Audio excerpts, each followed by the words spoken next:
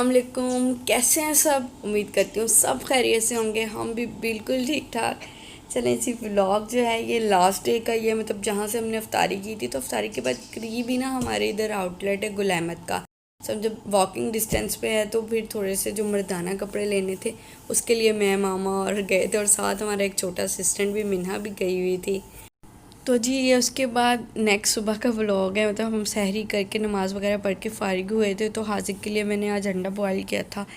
रोज़ सुबह ना इसके नाश्ते का मसला होता है, बहुत मुश्किल से इसको कोई नाश्ता ना पसंद आता है। तो आज मैंने कहा चलें इसे अंडा खिला देती हूँ, काफ़ी दिन हुए नहीं खिलाया। तो जी इसको मैंने मेन रूम से दूसरे रूम में शिफ्ट कर दिया था, लेकिन फिर भी अभी तक इसकी आंखें नहीं खुली। इसको ना बहुत मुश्किल है सुबह सुबह के टाइम उठाना और कुछ खिलाना। तो जी चलते हैं आज फिर अफ्तारी की तरफ। आज अफ्तारी में जो मैं बना रही हूँ वो रोल पराठा बना रही हूँ। तो इसकी रेसिपी भी आपको दी हुई है, बहुत अच्छी रेसिपी है, मैं अटैच कर देती हूँ ऊपर भी इसकी फ़ोटो। और साथ ही ना इसके सारे इंग्रेडिएंट्स आप उससे देख लीजिएगा, और इस रमज़ान ज़रूर ट्राई कीजिएगा।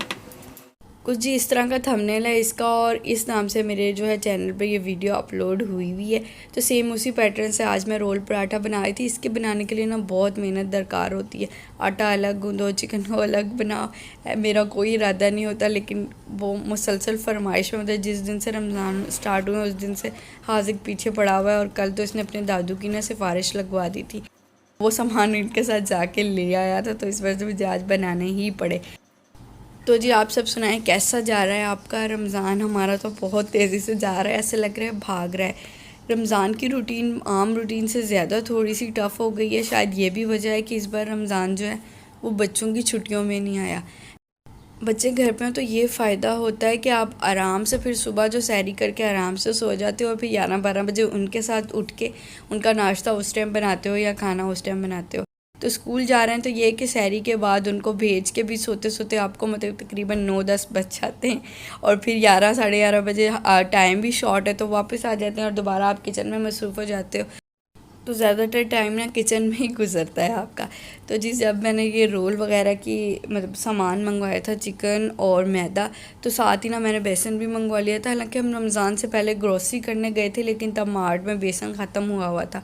तो आज फिर ये जब गए हैं तो इनके हाथ लगे हाथों ना बेसन भी मैंने मंगवा लिया है, क्योंकि रमज़ान में बेसन और चने ज़्यादा इस्तेमाल होते हैं। पता नहीं आप लोगों की क्या राय है, मुझे तो लगता है सबके घर में ज़्यादा इस्तेमाल होते होंगे। उसके बाद ये आज सुबह जब ये हाजिर को स्कूल छोड़ने गए तो इनका खाना लाना भूल गए थे। तो नीचे मैंने फिर एक रोटी पड़ी थी वो लेकर ऊपर आई हूँ और इनको दी है। ऐसे ना ये रोटी या कोई फ्रूट बिल्कुल शौक से इतना नहीं खाते। इनको सबसे ज़्यादा पसंद ना घास है, हालांकि खरगोश हर चीज़ खा लेते, लेकिन इनको अब घास का चस्का लग गया है, तो इस वजह से ये रोटी और इन चीज़ों को ज़्यादा मुंह नहीं लगाते। तो जी ये तकरीबन शाम का टाइम है, 4 बजे का। बच्चे वगैरह मेरे सो गए थे, तो मैंने कहा उतनी देर चिकन बना लेती हूँ। मतलब चिकन मैरिनेट किए हुए 2-3 घंटे हो गए थे, तो चिकन भी बना के साइड पर रख दूँगी, और साथ ही उसकी मैंने चटनी बना ली थी। और साथ जो है यह धनिया पुदीना ना मैंने ख़रीदा था कल, तो लेकिन इसको मैं ना अलग अलग करके नहीं रख सकी। तो जब आज मैंने चटनी के लिए निकाला है तो साथ ही ना मैं इनको अलग अलग रैप कर दूँगी अखबार में। अच्छा, सबका अपना अपना स्टोर करने का तरीका है। मैंने ये अपनी अम्मी से सीखा है, वो हमेशा जो धनिया और पुदीना ना अलग अलग बार में बंद करके जैसे रोल की तरह फ़ोल्ड करके रखती हैं फ्रिज में, कि ये ख़राब नहीं होता। तो इस बार मैंने भी ये तरीका आजमाया है। धनिया तो खैर इतना थोड़ा चल जाता है, लेकिन पुदीना फ़ौरन ख़राब होता है। जैसे कि मैंने कल ख़रीदा था तो आज भी इतना ज़्यादा ना इसमें से ख़राब निकल आया है। तो आज ही मैंने कहा इसको ना अलग से फ़ोल्ड कर देती हूँ ताकि थोड़ा बहुत बच जाए, क्योंकि मैंने बनानी थी इसकी चटनी। तो जी इसके साथ मेरा चिकन भी हो गया था कंप्लीट। अब मैं इसको सिर्फ कोयले का धुआं दूंगी, और इस टाइम ना मिन्हा साहिबा उठ गई थी, तो मैं उसके साथ भी थोड़ी थोड़ी मसरूफ़ थी। इधर घर में ये गरमा आया हुआ था तो मैं इसको काट के दे रही थी, और साथ वो मुझसे बातें कर रही है।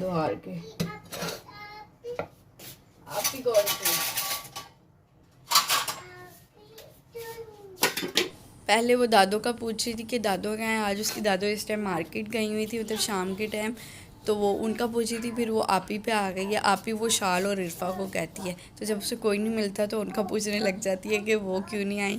रमज़ान की वजह से वो भी 2-3 दिन से नहीं आई। हाजिर की उनके घर जा रहा है।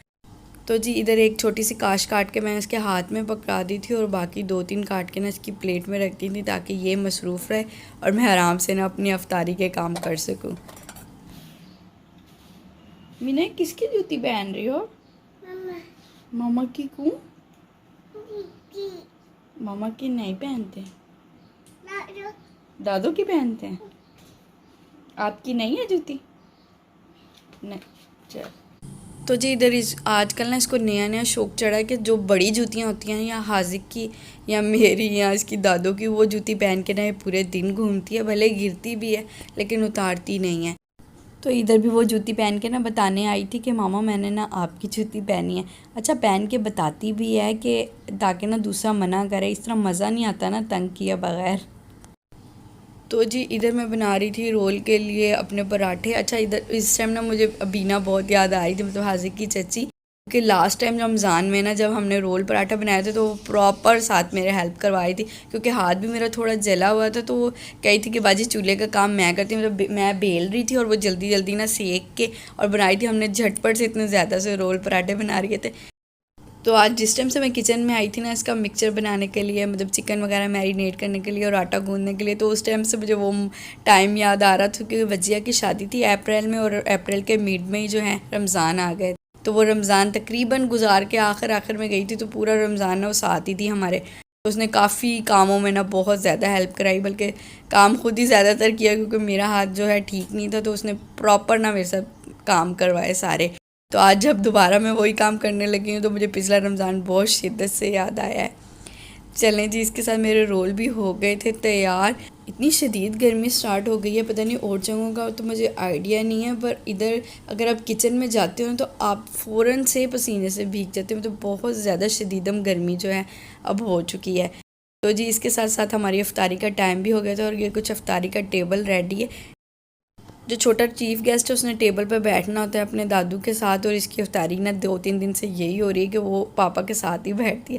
उसके बाद ये अफ्तारी के बाद पापा की कुछ दुकान पे जो कस्टमर थे वो लेकर आए थे पापा के लिए कोई पापड़ियाँ, नूडल्स, पापड़, इस तरह की जो रमज़ान में इस्तेमाल होने वाली चीज़ें। बल्कि नूडल्स तो आप आम दिनों में भी इस्तेमाल कर सकते हैं। उस तरह का सारा सामान ना वो कहीं स्टॉल लगाते हैं या उनकी कोई दुकान थी तो वो पापा के लिए भी लेकर आए थे। चलिए जी आज के व्लॉग को कर देते हैं यहीं पे एंड। वीडियो को कर दीजिएगा लाइक, चैनल को कर दीजिएगा सब्सक्राइब। मिलेंगे नेक्स्ट वीडियो में। अपना और अपने प्यारों का बहुत ज़्यादा ख्याल रखिएगा। अल्लाह हाफिज़।